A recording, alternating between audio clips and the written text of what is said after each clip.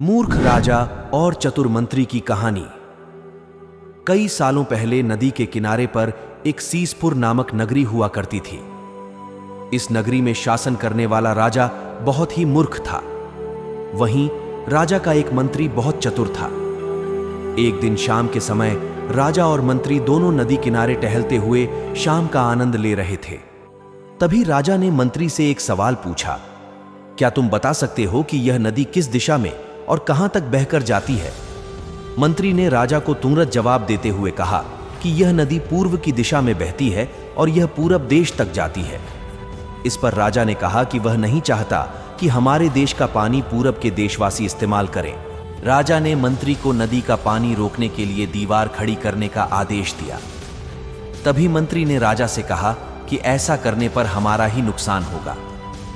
राजा ने गुस्से में कहा कि पानी हमारा है और पूरब देश वाले मुफ्त में इसका इस्तेमाल कर रहे हैं और तुम बोल रहे हो कि हमारा नुकसान होगा। इसमें हमारा कुछ नुकसान नहीं होगा। तुम जल्दी से जल्दी नदी में दीवार बनवाने का काम शुरू कराओ। मंत्री राजा की आज्ञा का पालन करते हुए कारीगरों को बुलाता है और नदी के पास दीवार बनवाने का काम शुरू करवा देता है। नदी में दीवार बनाने का काम तेजी से चलने लगा और कुछ दिनों में दीवार बनकर तैयार हो गई। यह देखकर राजा बहुत प्रसन्न होते हैं, परंतु उनकी मूर्खता के कारण कुछ दिन बाद जब बारिश का मौसम दस्तक देता है तो नदी का पानी पूरे गांव में भरने लगता है। धीरे धीरे पानी लोगों के घरों में घुसना शुरू हो जाता है। इससे परेशान होकर सारे नगरवासी एकत्रित होकर मंत्री के पास आते हैं। मंत्री उन्हें आश्वासन देता है कि वह इस समस्या का हल ढूंढ निकालेगा। लोगों की परेशानी सुनकर मंत्री समाधान निकालने के लिए एक योजना बनाता है। उन्होंने राजमहल में समय को बताने के लिए घंटा बजाने वाले शख्स को इसमें शामिल किया। वह समय के अनुसार घंटा बजाता था, जिससे लोगों को समय पता चलता था। मंत्री ने उसे कहा कि आज तुम 1 घंटे की बजाय हर आधे घंटे में घंटा बजाना। उस आदमी को मंत्री ने जैसा कहा वैसा ही किया। इससे जब सुबह के 3 बज रहे थे तो उसने 6 बार घंटा बजाया। 6 घंटे सुनकर राजा और सभी नगरवासियों को लगा कि 6 बज गए हैं और सुबह हो गई है। राजा उठकर बाहर आता है तो वहां मंत्री पहले से मौजूद होता है। बाहर अंधेरा देखकर राजा मंत्री से पूछता है कि अभी तक सूर्योदय क्यों नहीं हुआ है। राजा के सवाल का जवाब देते हुए मंत्री ने कहा, महाराज, प्रातःकाल हो चुकी है, पर हमने पूर्व दिशा वालों के यहां पानी को जाने से रोक दिया है, तो शायद इसलिए उन्होंने हमारे यहां सूर्य की रोशनी को आने से रोक दिया है।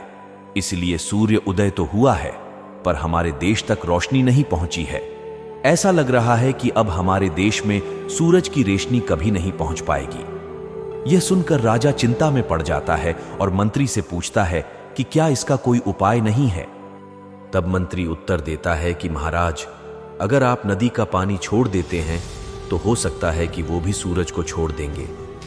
इससे राज्य में फिर से रोशनी आ जाएगी। राजा मंत्री को तुरंत नदी की दीवार तोड़वाने का आदेश देता है। मंत्री कारीगरों को नदी पर ले जाकर उन्हें दीवार तोड़ने के लिए कहता है।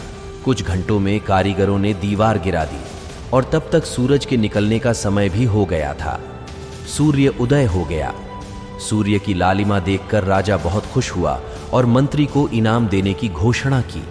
राजा ने मंत्री की तारीफ करते हुए कहा कि तुम्हारे कारण हमारे राज्य में फिर से सूर्य उदय हो पाया है और तुमने हमारे राज्य को अंधकार से बचाया है।